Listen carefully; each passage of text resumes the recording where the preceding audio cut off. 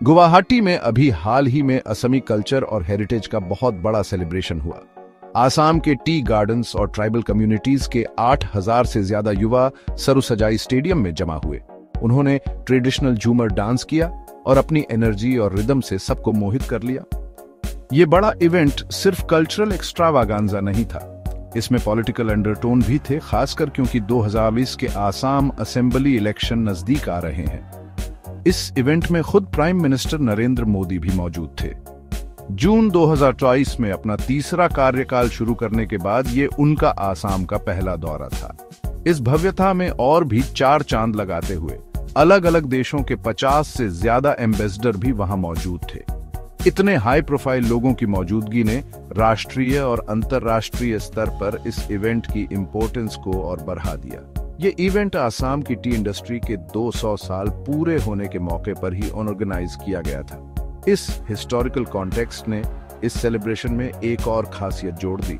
आसाम के tea tribes के culture में गहराई से रची बसी झूमर डांस उनकी पहचान और विरासत के प्रतीक के रूप में सबसे ज्यादा आकर्षण का केंद्र रही। इस इवेंट की लाइव स्ट्रीमिंग कई टी गार्डन एरियाज में की गई ताकि ये जबरदस्त परफॉर्मेंस उस कम्युनिटी तक जरूर पहुंचे जिसके लिए ये सेलिब्रेशन था। वैसे तो ऑफिशियली वर्ल्ड रिकॉर्ड बनाने का कोई मकसद नहीं था, लेकिन हजारों लोगों की भागीदारी और इंटरनेशनल मेहमानों की मौजूदगी ने इसे एक यादगार तमाशा बना दिया।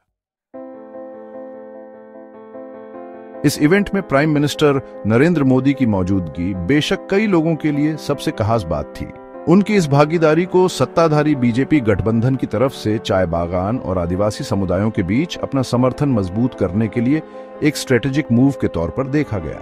आसाम की 126 विधानसभा सीटों में से लगभग 35 में इन समुदायों का काफी दबदबा है। अपने भाषण के दौरान मोदी ने झूमर नृत्य की तारीफ करते हुए इसे एक ऐसा जादू बताया जो इतिहास, संस्कृति और भावना को खूबसूरती से जोड़ता है। उन्होंने इस परफॉर्मेंस के लिए अपनी प्रशंसा व्यक्त की और इसे दिल को छू लेने वाला अनुभव बताया। मोदी ने आसाम के विकास और चाय बागान समुदाय की बेहतरी के लिए बीजेपी सरकार के समर्पण पर भी जोर दिया। हालांकि मोदी के भाषण में कुछ बातें छूट भी गईं। उन्होंने रोजाना की मजदूरी 351 रुपये तक बढ़ाने की समुदाय की लंबे समय से चली आ रही मांगों का सीधे तौर पर जिक्र नहीं किया। चाय बागान जनजातियों की एक और प्रमुख मांग, अनुसूचित जनजाति का दर्जा, भी उनके भाषण से गायब थी। इन कमियों के बावजूद मोदी की मौजूदगी और झूमर नृत्य के लिए उनकी तारीफ कई लोगों के दिलों को छू गई। उनकी बातें और इस इवेंट की भव्यता को समुदाय की सांस्कृतिक पहचान के लिए सम्मान के रूप में देखा गया। चाय बागान समुदाय को और ज्यादा खुश करने के लिए आसाम के मुख्यमंत्री हिमंत बिस्वा शर्मा ने कई आर्थिक मदद का ऐलान किया। झूमर नृत्य के हर एक परफॉर्मर और मास्टर ट्रेनर को 25,000 रुपए दिए गए। एक्सपर्ट ट्रेनर्स को 30,000 रुपए मिले। इसके अलावा आसाम के 800 चाय बागानों में से हर एक को म्यूजिकल इंस्ट्रूमेंट्स खरीदने और झूमर नृत्य को बढ़ावा देने के लिए 25,000 रुपए दिए गए। कुछ लोगों ने इन मदद का स्वागत किया, लेकिन ये समुदाय की असली मांगों को पूरा करने के लिए नाकाफी थी। ओनल आसाम टी स्टूडेंट्स एसोसिएशन, जो चाय बागान जनजातियों की एक प्रमुख आवाज है, बेहतर मजदूरी और अनुसूचित जनजाति के दर्जे की अपनी जरूरत के बारे में खुलकर बोलती रही है। AATSA के अध्यक्ष धीरज गोवाला ने इस इवेंट की अहमियत को दुनिया भर में अपनी संस्कृति दिखाने के तौर पर स्वीकार किया। हालांकि उन्होंने समुदाय की उन जरूरी चिंताओं पर भी प्रकाश डाला जिनका समाधान नहीं हुआ। कुछ लोगों ने काफी बड़ी आर्थिक मदद को चुनाव से पहले समुदाय को शांत करने के एक अस्थायी उपाय के रूप में देखा।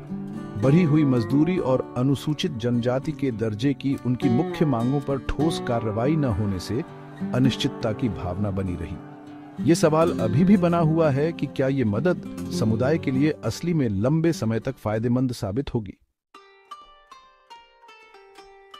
पॉलिटिकल असर के अलावा इस इवेंट ने आसामी संस्कृति में झूमर नृत्य की अहमियत को याद दिलाया। झूमर सिर्फ एक डांस फॉर्म नहीं है, यह चाय बागान जनजातियों के जीवन, संघर्षों और आकांक्षाओं की अभिव्यक्ति है। पीढ़ी दर पीढ़ी चली आ रही यह उनकी कहानी और विरासत को दर्शाती है। इस नृत्य की खासियत है इसके रिथमिक फुटवर्क, खूबसूरत मूवमेंट्स और चटकीले कपड़े। ढोल, नगाड़ा और ताल जैसे पारंपरिक वाद्य यंत्रों के साथ इसका और भी ज्यादा जीवंत हो जाता है। यह नृत्य अक्सर रोजमर्रा की जिंदगी, पौराणिक कथाओं और प्रकृति के दृश्यों को दर्शाता है, जो समुदाय के अपने परिवेश के साथ गहरे संबंध को दिखाता है। झूमर पर केंद्रित इस इवेंट ने इस खूबसूरत नृत्य को सबसे आगे ला खड़ा किया। इसने युवा पीढ़ी को अपनी जड़ों से जुड़ने और अपनी सांस्कृतिक पहचान का जश्न मनाने का मौका दिया।